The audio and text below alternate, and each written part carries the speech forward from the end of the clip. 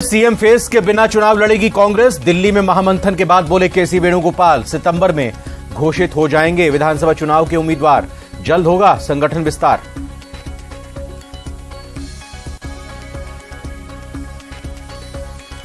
जो जीते उन्हें ही मिले टिकट, नॉन परफॉर्मर मंत्री और विधायकों को लेकर बोले सीएम गहलोत। आला कमान से किया आग्रह, कहा इनके टिकट काटने का काम एआईसीसी देखे।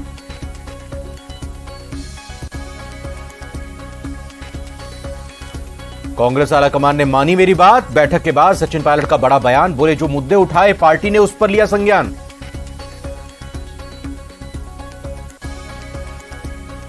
दिल्ली में बीजेपी की अहम बैठक कल, राजस्थान समेत अन्य राज्यों के पदाधिकारी होंगे शामिल। वसुंधरा राजे, अरुण सिंह, सीपी जोशी समेत कई दिग्गज रहेंगे मौजूद।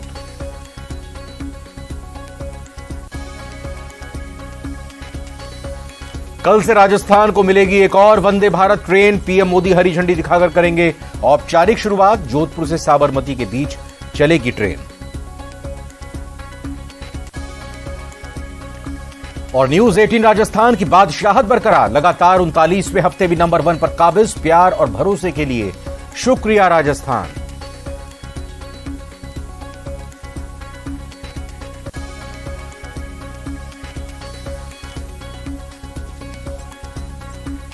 हेडलाइंस प्रेजेंटेड बाय एक अनोखी खुशबू, ब्लैकस्टोन अगरबत्ती। बहुत बहुत स्वागत है आप सभी का। प्रदेश हमारा का वक्त हुआ है। मैं रविंद्र सिंह आपके साथ। हेडलाइंस आपने देखी, अब 4 वो महत्वपूर्ण खबरें आपको बताते हैं जो इस बुलेटिन में हम बताएंगे, क्योंकि आज ये दिन की बड़ी खबरें रही हैं। दिल्ली में हुई कांग्रेस की बैठक की बात होगी। इस बैठक के बाद केसी वेणुगोपाल ने कहा कि सितंबर तक, या कहें सितंबर के पहले हफ्ते में पार्टी उम्मीदवारों की घोषणा कर देगी। वहीं सीएम ने कहा कि जो जीते हैं, या कहें जो जीतने लायक हैं, जो जीत सकते हैं, उन्हें ही टिकट मिले। वहीं सचिन पायलट ने कहा है कि कांग्रेस आलाकमान ने मेरी बात मान ली है। उधर मानहानि मामले में सीएम को समन जारी किया गया है। सभी खबरों की बात करेंगे, विस्तार से आपको बताएंगे। पहले आज कांग्रेस की मीटिंग को लेकर खबर से शुरुआत करेंगे। आज दिल्ली में एआईसीसी मुख्यालय पर राजस्थान के मुद्दे पर कांग्रेस की बैठक हुई। करीब 4 घंटे तक यह मीटिंग चली। सभी मुद्दों पर विस्तार से चर्चा हुई। सभी नेताओं ने राजस्थान से जुड़े मामले पर फैसला हाईकमान पर छोड़ दिया है। हाईकमान जो फैसला करेगा वो सबको मान्य होगा। वहीं सचिन पायलट का रोल तय करने पर भी हाईकमान फैसला करेगा।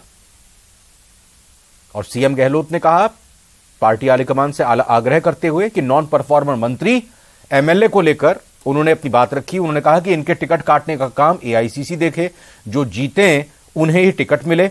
बैठक में गहलोत करीब 10 मिनट तक बोले और स्कीम्स, कैंप समेत कई मसलों पर उन्होंने अपनी बात रखी। रघु शर्मा, कांग्रेस के विधायक, उनके भी जिक्र करते हैं। रघु शर्मा ने कहा जो चुनाव नहीं जीत रहे उनके टिकट काटे जाएं। यानी एक तरह से बात जो मुख्यमंत्री ने कही वही बात रघु शर्मा ने भी कही। हरीश चौधरी ने क्या कहा? उन्होंने कहा ओबीसी आरक्षण 21% से बढ़ाकर 27% करना चाहिए, यह सुझाव दिया। सचिन पायलट ने 2 बातें महत्वपूर्ण कही। मैं पुरानी बातों को भूल चुका हूं और पार्टी आलाकमान जो भी जिम्मेदारी देगा उसको निभाने को तैयार हूं।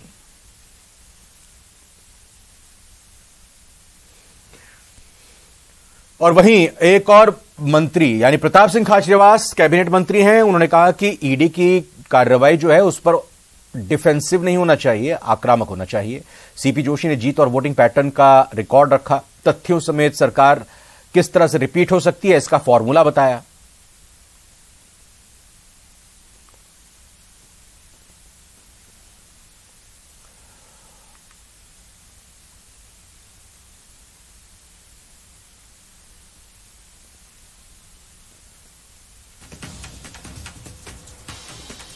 तो इस मीटिंग में, इस बैठक में जो मुख्य तौर पर बात सामने आई, चाहे वह अशोक गहलोत मुख्यमंत्री की बात हो, सचिन पायलट की बात हो, मंत्री प्रताप सिंह खाचरियावास की बात हो, या हमने आपको सीपी जोशी स्पीकर हैं राजस्थान विधानसभा के, उन्होंने क्या कुछ महत्वपूर्ण अपना सुझाव रखा। क्योंकि जो नेता इस मीटिंग में थे सबको बोलने का मौका मिला, सबने अपने अपने तरीके से सुझाव दिए। सबने बताया कि सरकार रिपीट कैसे हो, क्या कुछ काम सही चल रहा है, किस तरह से कामों को सुधारा जा सकता है, पार्टी के संगठन को कैसे विस्तार दिया जा सकता है, सरकार रिपीट कैसे की जा सकती है। सुझाव और बेहतरी के लिए अपनी बातों को रखा। इधर शिक्षा मंत्री बीडी कल्ला ने आज अलवर के मिनी सचिवालय में कई योजनाओं की प्रगति समीक्षा बैठक की, जिसके बाद उन्होंने कहा कि अलवर की स्थिति 20 सूत्रीय कार्यक्रम संतोषजनक है। यह भी कहा उन्होंने खाली राशन डिपो 2 महीने में भर दिए जाएंगे। तो वहीं बैठक में शामिल कैबिनेट मंत्री टीकाराम जूली ने बीजेपी पर निशाना साधते हुए कहा कि बीजेपी कांग्रेस के काम से बौखला गई है।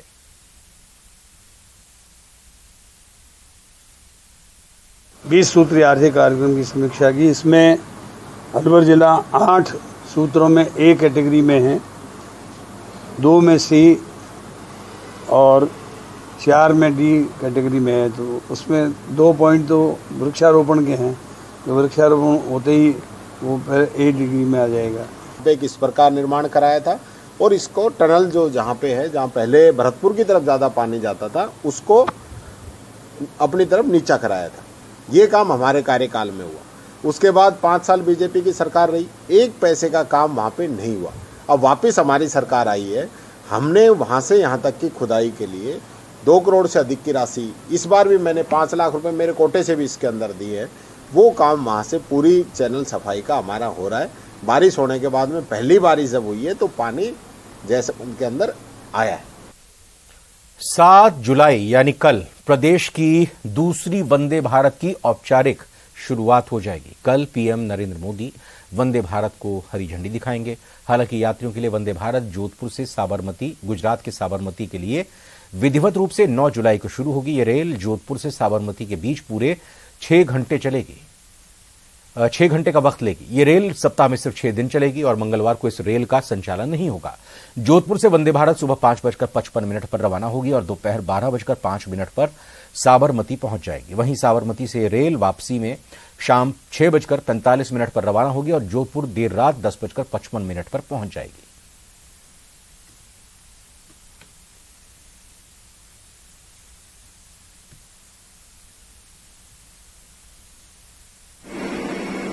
दूसरी वंदे भारत एक्सप्रेस जो कि जोधपुर से अहमदाबाद साबरमती के मध्य संचालित होगी, उसका दिनांक 7 जुलाई को माननीय प्रधानमंत्री श्री नरेंद्र मोदी जी के द्वारा वीडियो कॉन्फ्रेंसिंग के माध्यम से हरी झंडी दिखाकर शुभारंभ किया जाएगा।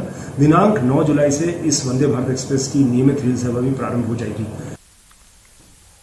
भीलवाड़ा में एसीबी का एक्शन देखने को मिला है। ग्राम विकास अधिकारी और स्कूल सहायक को ट्रैप किया है एसीबी की टीम ने। एसीबी ने 18,000 रुपए की रिश्वत लेते हुए इनको ट्रैप किया है। पीएमएवाई की तीसरी किस्त की जियो टैग कार्य के एवज में इन लोगों ने रिश्वत मांगी थी। जियो टैग कार्य की एवज में 20,000 रुपए की रिश्वत मांगी थी। एसीबी ने जहाजपुर उपखंड के बरोदा पंचायत समिति के ऊपर शिकंजा कसते हुए ये कार्रवाई की और भीलवाड़ा में एसीबी ने एक्शन कर दिखाते हुए ग्राम विकास अधिकारी और स्कूल सहायक को ट्रैप किया है।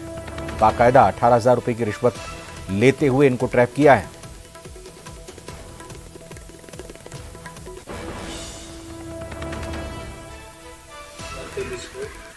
परिवादी लोकेश निवासी तलोदा ग्राम पंचायत बरोदा ने एक लिखित में शिकायत दी कि उनके पिताजी सोमनाथ के नाम प्रधानमंत्री आवास योजना की तहत 1,20,000 रुपये की राशि स्वीकृत हुई थी। 2 किस्त उसके जमा हो चुकी थी। तीसरी किस्त जमा कराने के जियो टैग करने की एवज में शैतान सिंह जो विद्यालय सहायक है, उसने 20,000 रुपये की मांग की। ग्राम विकास अधिकारी गणराज उनके लिए 20,000 रुपये की मांग की, जिसका सत्यापन 4/7 को उसी दिन करवाया, 4/7/23 को। आज दिनांक 6/7/23 को उसी क्रम में ट्रैप की कार्रवाई का आयोजन करके ट्रैप की कार्रवाई को अंजाम दिया और 18,000 रुपये की रिश्वत लेते हुए विद्यालय सहायक शैतान तेली को गिरफ्तार किया। कोटा में युवक पर चाकू से हमला करके 31 लाख रुपए की लूट के मामले में पुलिस ने 25,000 के इनामी बदमाश को गिरफ्तार किया है, जिसके पास से पुलिस को 12,98,000 रुपए की रकम बरामद हो गई है। मामले में 2 आरोपी पहले ही गिरफ्तार कर लिए गए हैं, तो वहीं इस मामले में अभी बाकी आरोपियों की तलाश जारी है। आपको बता दें कि करीब 6 बदमाशों ने मोबाइल व्यापारी पर लूट की नीयत से चाकू से हमला किया था। तस्वीरें रिकॉर्ड हो गई थी सीसीटीवी में पूरी वारदात की और उसके बाद अभी गिरफ्तारी करने में कामयाबी पुलिस को मिली है।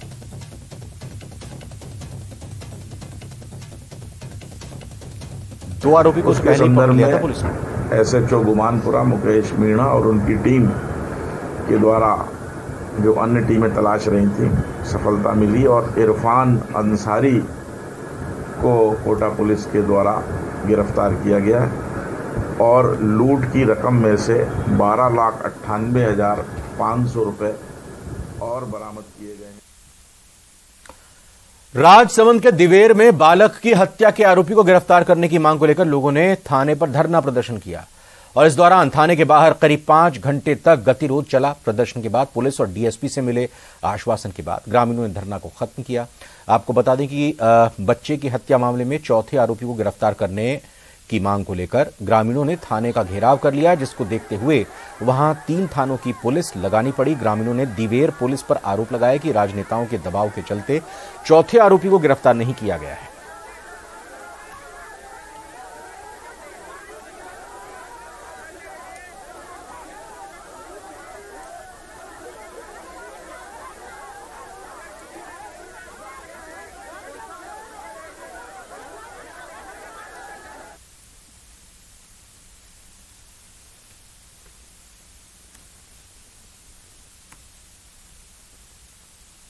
ये कार्रवाई नहीं होने से मैं इस ग्रामीण लोगों को, मेरे क्षेत्र के 10-15 गांवों के लोगों को इकट्ठा करके लेके आया हूँ और ये मेरे चारों को देखा और चारों में से वो एक निकाल रहे, वो थानेदार की सुप्रसी है।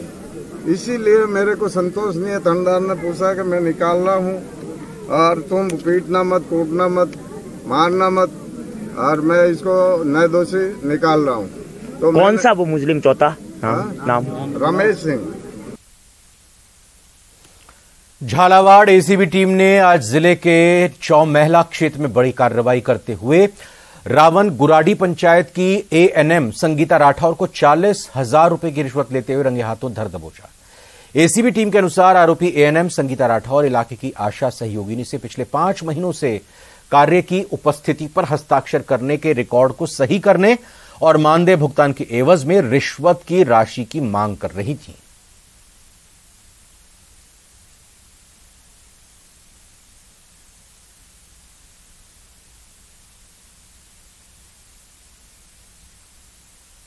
हमारे पास में परिवादीय है, शकुंतला मेहर है, वो मतलब आशा सहयोगिनी का काम करती है। उसने कंप्लेंट दर्ज कराई थी कि जो संगीता राठौर है एएनएम, वो उसका 4-5 महीने का जो मानदेय है वो उसका बकाया चल रहा है, उस पर अटेंडेंस पे सबमिशन नहीं कर रही और उसका रिकॉर्ड दुरुस्त करने के लिए और उसका क्लेम का पैसा ऑनलाइन जो डिपॉजिट होता है उसके लिए वो 60,000 रुपये रिश्वत मांग रही है। प्रदेश के सबसे बड़े अस्पताल यानी एसएमएस अस्पताल में महिला रेडियोग्राफर के उत्पीड़न के शिकार होने के मामले में रिपोर्ट लगभग तैयार कर ली गई है, जो एसएमएस मेडिकल कॉलेज प्रबंधन तक पहुंचेगी। इस मामले में सरकार ने भी कमेटी से रिपोर्ट मांगी थी। मामले में कमेटी ने दोनों पक्षों से बातचीत की कवायद की है। हालांकि इस बीच कॉलेज प्राचार्य ने कहा कि इस तरह की शिकायतों पर गंभीरता बरती जा रही है। आपको बता दें कि कल अस्पताल में रेडियोथेरेपी विभाग में कार्यरत महिला रेडियोग्राफर ने अस्पताल के रेडियोग्राफर अधीक्षक समेत अन्य लोगों पर उत्पीड़न के गंभीर आरोप लगाए थे।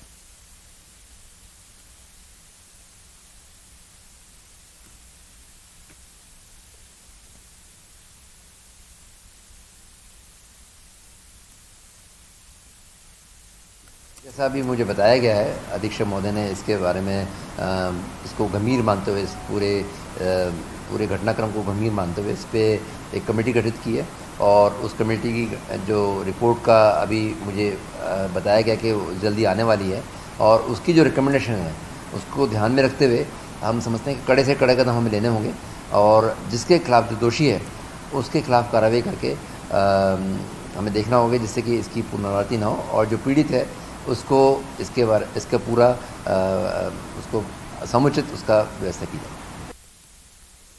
अलवर के अरावली विहार थाना क्षेत्र के एसएमडी स्कूल के बाहर कुछ लोगों ने एक युवक पर जानलेवा हमला करते हुए लोहे की रॉड और बियर की बोतलों से मारपीट को अंजाम दिया, जिसका वीडियो सोशल मीडिया पर वायरल हो रहा है, जहां कुछ युवक पर लोहे की रॉड से मारपीट करते हुए दिखाई दे रहे हैं। इसके बाद पीड़ित युवक अरावली विहार थाने में मारपीट का मामला दर्ज कराया गया है। पीड़ित युवक प्रथम गुप्ता ने बताया कि कुछ लोग उनसे झीना झपटी करने लगे और विरोध करने पर जान से मारने की धमकी दी। पीड़ित ने बताया कि आरोपियों ने मारपीट कर लगभग 24,000 रुपए भी छीन लिए।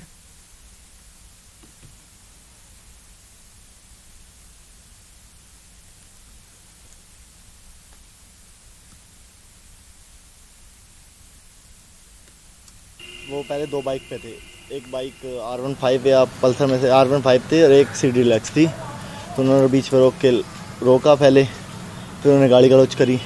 फिर हमारी भी थोड़ी सी बात हुई तो उन्होंने और लड़के बुला लिए। एक स्विफ्ट डिजायर में लड़के आए भर के, और पीछे स्विफ्ट डिजायर सीधा डिग्गी खोलते, दारू की बोतलें, उसमें बियर की बोतलें थी, और सीधी मारपीट स्टार्ट कर दी और लोहे की राड निकाल के मेरे हाथ में मारी है, मेरे पैर में भी दी है, और साथ वाला था एक भाई का पैर में ही पूरा पैर में लगी है बहुत ज़्यादा।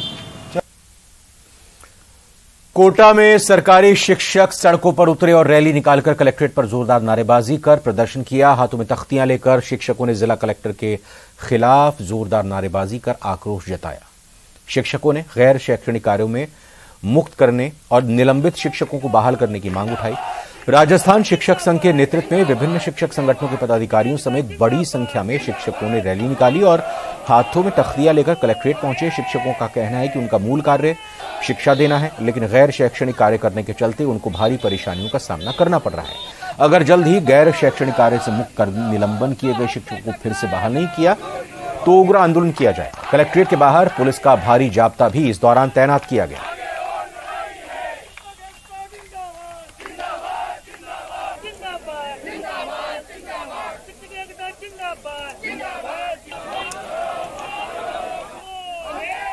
बीएलओ संघर्ष समिति के तत्वाधान में आज हम लोगों ने यहाँ पर ये प्रदर्शन किया है, घेराव का कार्यक्रम किया है, और हम लोग मांग करते हैं कि जिन हमारे बीएलओ साथियों को सस्पेंड किया है उनको तुरंत प्रभाव से बहाल किया है, और यदि उनको बहाल नहीं किया गया तो हम आर पार की लड़ाई लड़ने के लिए तैयार हैं। और हम लोगों को पढ़ाने दें, हम उन बच्चों को पढ़ाते हैं जो गरीब हैं, जिनके परिवार के आर्थिक दृष्टि से वंचित लोग हैं, उनके बच्चों को हम पढ़ाते हैं। सरकार हमें पढ़ाने दे, हमें हमारा काम करने दे, और यदि सरकार ने हमारी बात पर ध्यान नहीं दिया तो फिर हम किसी हद तक जाने के लिए तैयार हैं।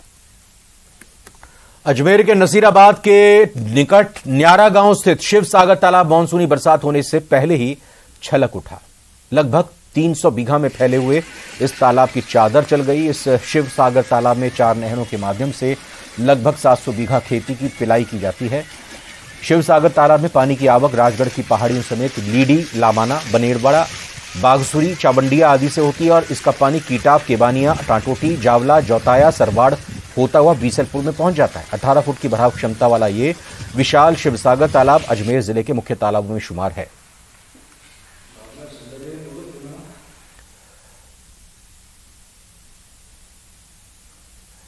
प्रदेश के सबसे बड़े एसएमएस अस्पताल में कई आधुनिक तकनीक के इस्तेमाल से न्यूरो सर्जरी विभाग में सीएसआर फंड द्वारा करीब 3 करोड़ का न्यूरो नेविगेशन सिस्टम स्थापित किया गया, जिसकी मदद से 150 मरीज फायदा उठाएंगे। न्यूरो नेविगेशन की मदद से पहली बार ब्रेन ट्यूमर की स्टीरियोटैक्टिक बायोप्सी सर्जरी की शुरुआत की गई।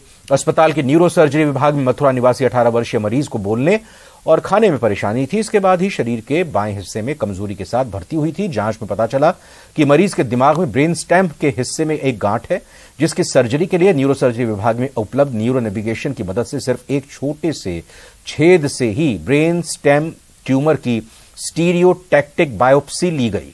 वहीं सर्जरी के बाद मरीज पूरी तरह से स्वस्थ हैं। यह surgery senior professor doctor Manish Agarwal के नेतृत्व में doctor Rohit Babal, doctor Abdul Rauf Gauri, doctor Shashin, doctor Samriddhi, doctor Neelu, doctor Dilip और नर्सिंग स्टाफ सरोज द्वारा की गई।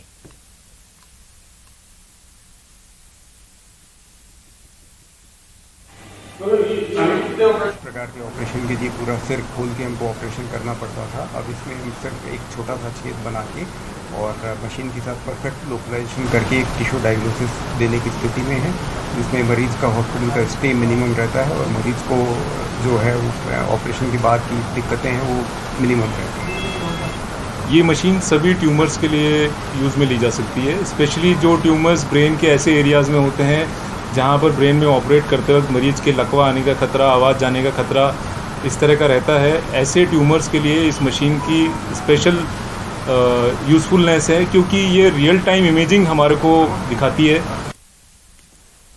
राज्य सरकार पर्यटन को बढ़ावा देने के साथ ही प्रदेश की कला, संस्कृति और प्राचीन विरासत को देश दुनिया में नई पहचान दिलाने का काम कर रही है और इसी कड़ी में पर्यटन मंत्री विश्वेंद्र सिंह ने सचिवालय में पर्यटन अधिकारियों की बैठक ली। बैठक में मंत्री ने कहा कि राजस्थान में पर्यटन के विकास की अपार संभावनाएं हैं। साथ ही पर्यटन गतिविधियों को बढ़ावा देने के लिए राज्य सरकार द्वारा पर्यटन को उद्योग का दर्जा, नई पर्यटन नीति और पर्यटन विकास कोष की राशि में इजाफा समेत कई महत्वपूर्ण फैसले लिए गए हैं। राज्य में पर्यटन गतिविधियों से लाखों लोगों को प्रत्यक्ष या अप्रत्यक्ष रूप से रोजगार भी मिल रहा है। वहीं बैठक में प्रदेश के प्राचीन स्मारकों और पर्यटक स्थलों के जीर्णोद्धार के लिए किए जा रहे कार्यों की प्रगति, आरटीडीएम के आयोजन की तैयारियां, विभाग द्वारा किए गए और आगे किए जाने वाले कार्यों, 12 क्रिएटिव फिल्में समेत विभिन्न बिंदुओं पर चर्चा की गई।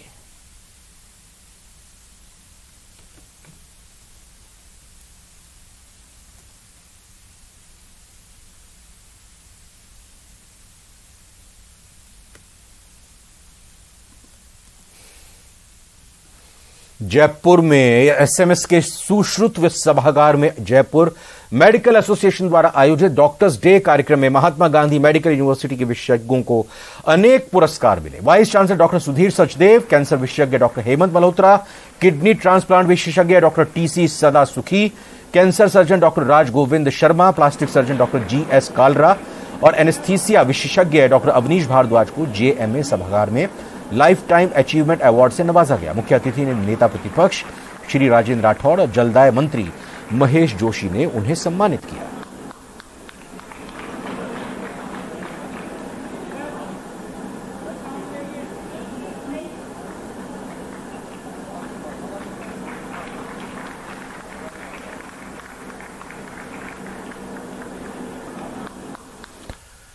सावन महीने की शुरुआत हो चुकी है और पहला सोमवार 10 जुलाई को है और ऐसे में देवस्थान विभाग ने प्रदेश के सभी 33 जिलों के 108 शिवालयों में रुद्राभिषेक करवाया जाएगा। देवस्थान विभाग के अधिकारी रतन लाल ने बताया कि विभाग 4 सोमवार और 2 प्रदोष पर अलग अलग तिथियों पर रुद्राभिषेक करवाएगा। वहीं इस बार अधिक मास होने से 8 सोमवार होंगे। जयपुर के सबसे बड़े चांदनी चौक स्थित प्रतापेश्वर महादेव मंदिर में 10 जुलाई को सबसे पहले विभाग की ओर से रुद्राभिषेक किया जाएगा। 11 पंडितों की अगुवाई में यह रुद्राभिषेक कराया जाएगा। साथ ही जो भी चंदा मंदिरों में आएगा उसका मंदिरों के जीर्णोद्धार के लिए इस्तेमाल किया जाएगा।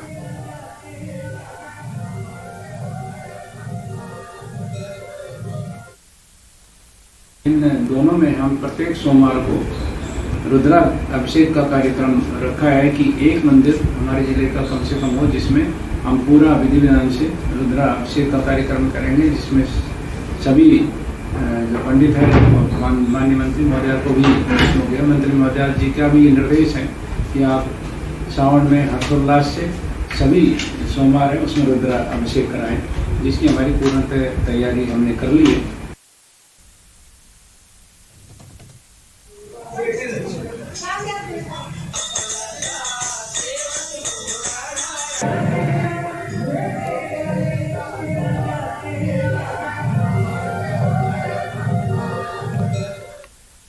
भारतीय स्टेट बैंक जयपुर मंडल ने भारतीय सेना की तरफ से जयपुर छावनी में वन महोत्सव के तहत 6500 पेड़ लगवाने के लिए वृक्षारोपण का अभियान चलाया। 4 जुलाई 2023 को भारतीय स्टेट बैंक जयपुर मंडल एवं भारतीय सेना के संयुक्त तत्वाधान में ये अभियान चलाया गया। अभियान का शुभारंभ भारतीय स्टेट बैंक के जयपुर मंडल के मुख्य महाप्रबंधक राजेश कुमार मिश्रा और 61 सब एरिया के general officer commanding major general RS Godara ने वृक्षारोपण करके किया। इस अभियान के तहत वृक्षारोपण अभियान में छायादार, फलदार एवं फूल वाले विभिन्न प्रकार के पेड़ लगाए जाएंगे। इस अभियान में भारतीय सेना के जवानों के साथ उनके परिवार के सदस्यों और भारतीय स्टेट बैंक के स्टाफ सदस्यों द्वारा भी वृक्षारोपण किया गया।